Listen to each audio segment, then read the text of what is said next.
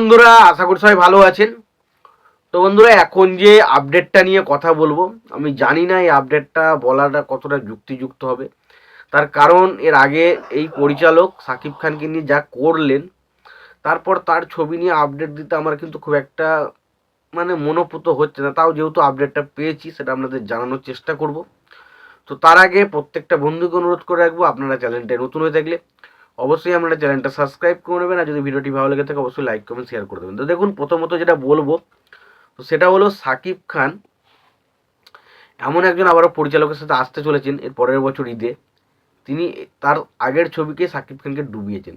তো বুঝতে পারছেন আমি কার নাম করছি, অনন্য মামুন স্যার। তো অনন্য মামুন এর আগে একটা ছবি করেছিলেন তার সাথে দরদ, এবং সেই ছবিটা নিয়ে এত হাইপ ছিল, কিন্তু ছবিটা লাস্টে ফুস হয়ে বেরিয়ে যায়, সত্যি কথা বলতে।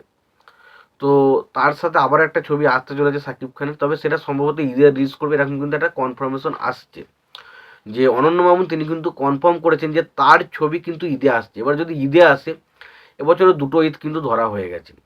একটাতে আমরা দেখতে পাচ্ছি তাণ্ডব আসতে চলেছে, একটাতে আসতে চলেছে বরবাদ। তো সুতরাং এবছরে কিন্তু গ্যারেন্টি সহকারে ছবিটা রিলিজ হবে না। তো সুতরাং ছবিটা 2026-এ চলে যেতে চলেছে। তো অনন্য মামুনের সাথে সাকিব খানের যে পরবর্তী ছবি হতে চলেছে, সেটার নাম হতে চলেছে শের, এবং সেই শের ছবি কিন্তু 2026-এ ঈদে আসতে পারে। এটা কিন্তু প্রথম চান্সেস। দ্বিতীয় পয়েন্ট হচ্ছে, এই ছবির নায়িকা হিসাবে থাকতে চলেছে কিন্তু আবারও বলিউডের নায়িকা। এবার বলিউডের কোন নায়িকা থাকবে সেটা কিন্তু বলা খুবই ডিফিকাল্ট। তবে বড় নাম করা নায়িকা বলতে ওরা কেউ থাকবে না, আমার মনে হয় কোনো ছোটোখাটোই কোনো নায়িকা থাকবে, কিন্তু হয়তো বলিউডের। তো দেখা যাক বলিউডের কোন নায়িকা থাকে। সোনাল চৌহানের মতনই, কিন্তু সোনাল চৌহান থেকে একটু বড় বলছে, বাট সোনাল চৌহানের থেকে হয়তো একটু বড় হলেও অন্য কোনো থাকবে। বাট সোনাল চৌহানও কিন্তু অতটা যে গুরুত্বপূর্ণ নায়িকা বলিউডে, সেটা কিন্তু নয়। হয়তো তার থেকে একটু বড় হাইপে থাকবে, কে থাকবে দেখা যাক, সেটা আলটিমেট বলা আমাদের পক্ষে খুব অসম্ভব। এবং তৃতীয় যে আপডেটটা হচ্ছে, সেটা হচ্ছে এই ছবির প্রোডাকশন হাউস হিসেবে কাজ করতে চলেছে কিন্তু এসবিএফ।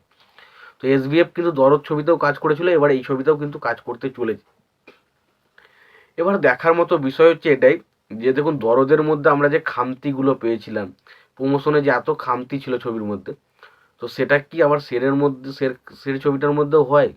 সেটা হলে কিন্তু আমার মনে হয় সাকিব খানের আর অনন্য মামুনের সাথে সিনেমা করা উচিত নয়, এবং ছবির কন্টেন্ট অবশ্যই ভালো করা উচিত। এবং পাশাপাশি আমার মনে হয় যে এরকম যদি আবারও প্রমোশন স্ট্র্যাটেজিতে এত খামতি যদি থেকে যায় এই ছবিটার ক্ষেত্র, তাহলে আমার মনে হয় না পরবর্তী সময় আর কোনো ছবিতে অনন্য মামুনের সাথে অন্ততকে সাকিব খানের সাইন করা উচিত। কারণ এতে কিছু হবে না, এতে সাকিব খানের নিজের নামটা নিজেই খারাপ হবে, এটুকু বলতে পারি। তো দেখা যাক আলটিমেট শের ছবিটা নিয়ে যে আপডেটগুলো দিলাম, সেগুলো পরবর্তী সময় ঠিকঠাক টাইমে আসে কিনা।